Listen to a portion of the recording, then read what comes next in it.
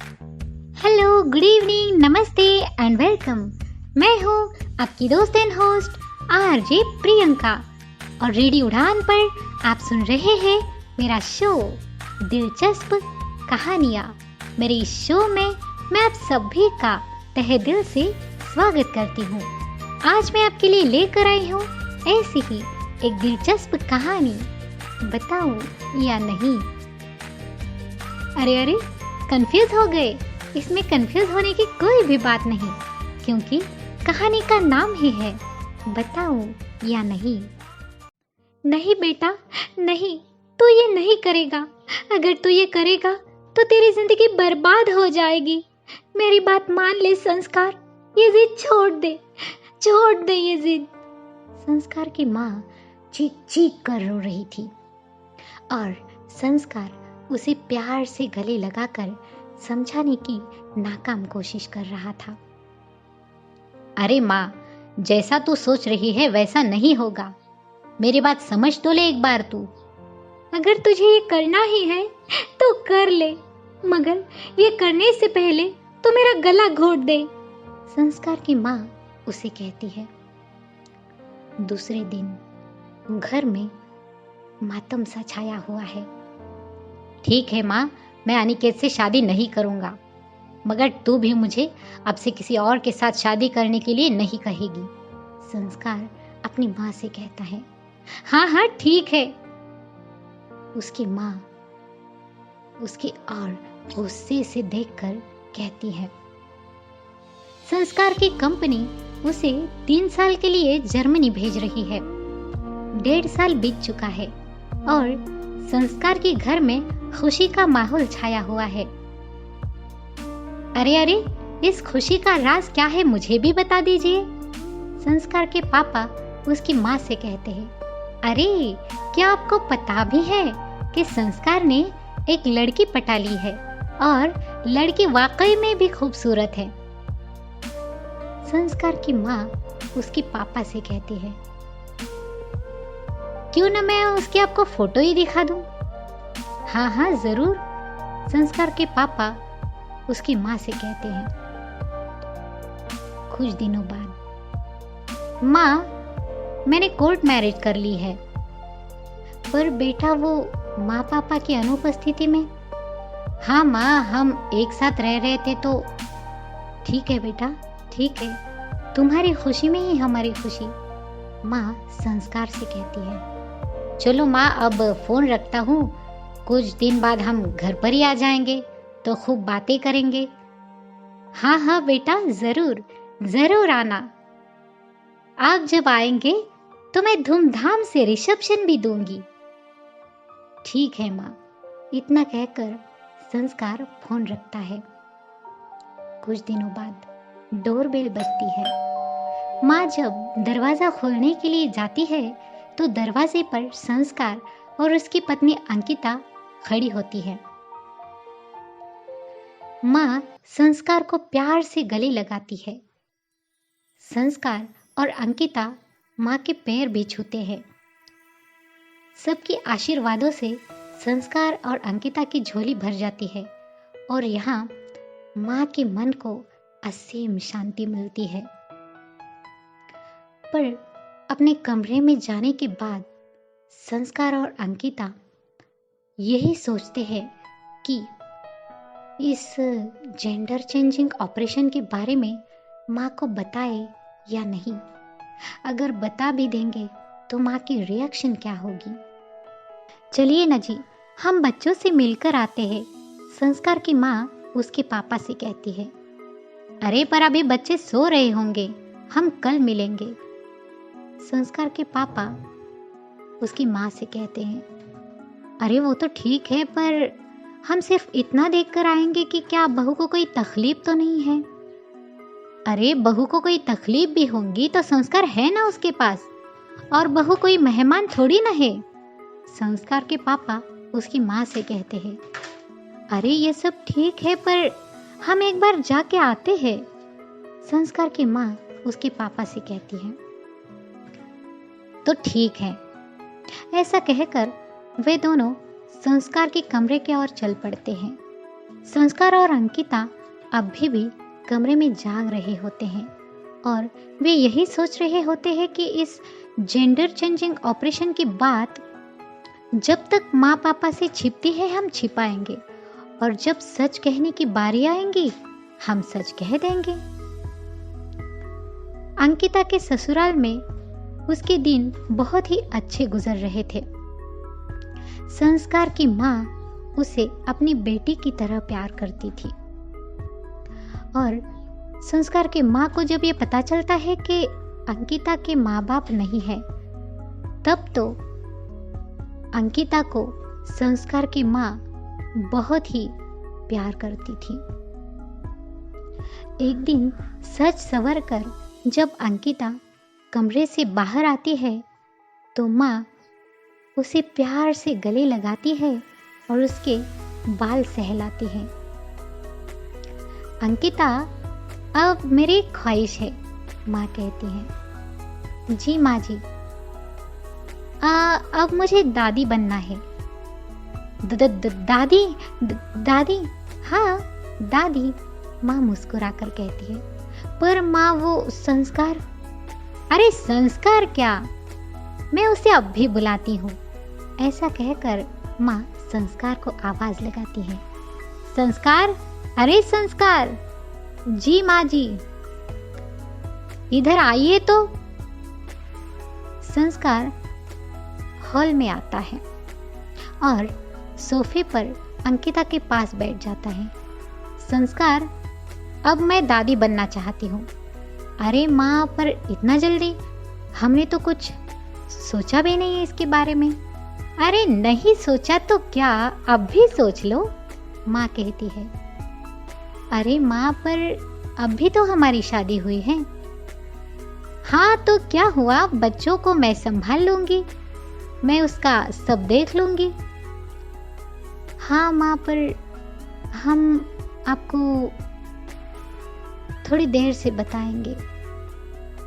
ठीक है, जितना समय चाहे ले लो, माँ कहती है। फिर से संस्कार और अंकिता बहुत बड़ी समस्या में अटक जाते हैं। जब से माँ ने अंकिता और संस्कार से दादी होने की इच्छा जाहिर की है, तब से वे दोनों भी डरे और सहमे से रहते हैं। पर बच्चों की उदासी माँ से देखी नहीं जाती, तो माँ एक दिन उन दोनों को भी एक साथ बिठाकर कहती है, मैंने एक निर्णय लिया है। फिलहाल तो मैंने इस ग्रैंड चाइल्ड का प्रोग्राम कैंसिल किया है। आप एक दोनों के साथ घूमो फिरो और दुनिया देखो। ये बात सुनकर तो मानो दो बेजान शरीर में जैसे जान आई हो। अंकिता और संस्कार को फिर से 1 साल के लिए जर्मनी जाना पड़ा और जब से अंकिता जर्मनी गई है, तब से न जाने उसे क्यों लगता है कि उसका भी एक बच्चा हो। तो अंकिता आखिर उसके मन की बात संस्कार को कह ही देती है। पर संस्कार कहता है, क्या तुम्हें भी ये लगता है कि तुम पागल ही नहीं हो गई हो? पर अंकिता कहती है, अरे ये संभव है, फिर से साइंस हमारी मदद करेगा, हम सेरोगेसी के जरिए बच्चा पैदा करेंगे। और फिर से वे दोनों भी सोचते हैं कि माँ पापा को सिर्फ बच्चे के बारे में बताना, सेरोगेसी के बारे में नहीं। कुछ दिनों बाद अंकिता के जीवन में वो खुशियों भरे दिन वापस लौट आते हैं और इतनी खुशी की बात संस्कार आखिर अपने घर वालों से कह ही देता है। तब से माँ वीडियो कॉलिंग के जरिए अंकिता को क्या खाना है, क्या क्या नहीं खाना है और सुबह उठकर संस्कार का मुंह देखना, वजन नहीं उठाना वगैरह वगैरह हिदायतें देती हैं। कुछ दिनों बाद अंकिता और संस्कार अपने बच्चे को लेकर इंडिया आते हैं तो संस्कार की माँ उन तीनों का भी जोरदार स्वागत करती है। माँ पापा को बहुत खुशी होती है और बच्चा दिखने में तो बिल्कुल संस्कार जैसा होता है। ये देखकर तो माँ की खुशी का ठिकाना ही नहीं रहता। भरी दोपहरी में वो खुशहाल परिवार गार्डन में बैठा होता है। तब अचानक उनके घर में संस्कार का सहकर्मी अभिषेक आता है और उससे देखकर तो अंकिता और संस्कार को बहुत डर लगता है। ये मन ही मन में सोचते हैं कि आखिर ये यहाँ क्यों आया है। जब अभिषेक संस्कार के घर पर आता है तो संस्कार और अंकिता बहुत डरते हैं, पर फिर भी संस्कार अभिषेक के हाथ में हाथ मिलाकर उसका स्वागत करता है और कहता है, आखिर अभिषेक जी कैसा आना हुआ यहाँ। तो अभिषेक कहता है, क्या यार तू भी शादी हुई तब भी नहीं बताया और अब एक बच्चे के बाप भी बन गए हो तब भी नहीं बताया। बातों ही बातों में अभिषेक संस्कार की माँ से कहता है, खैर माँ जी बातें तो होती ही रहेंगी, पर मुझे आपको एक बात कहनी है। हाँ हाँ बिल्कुल बताइए ना, माँ कहती है। माँ जी आपकी बहू, अरे मेरी बहू के बारे में बोलने से पहले बहुत बार सोचना चाहिए आपको। हाँ हाँ सोच समझ कर ही बोल रहा हूँ, अभिषेक कहता है। आपकी जो बहू है ना अंकिता, वो अंकिता नहीं है बल्कि अनिकेत है। जेंडर चेंजिंग ऑपरेशन करके वो अंकिता बनी है। आखिर मुझे ये कहना है कि एक आदमी आपकी बहू बन बैठा है। तो माँ कहती है, अरे मेरी बहू की तरफ देखो तो कितनी सुंदर सुगड़ प्यारी है, और आप कह रहे हैं कि ये आदमी है।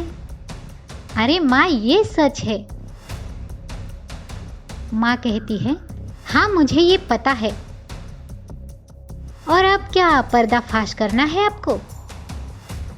तो अंकिता, अभिषेक और संस्कार के चेहरे बहुत सफ़ेद पड़ते हैं और उनका मुंह खुला के खुला रहता है।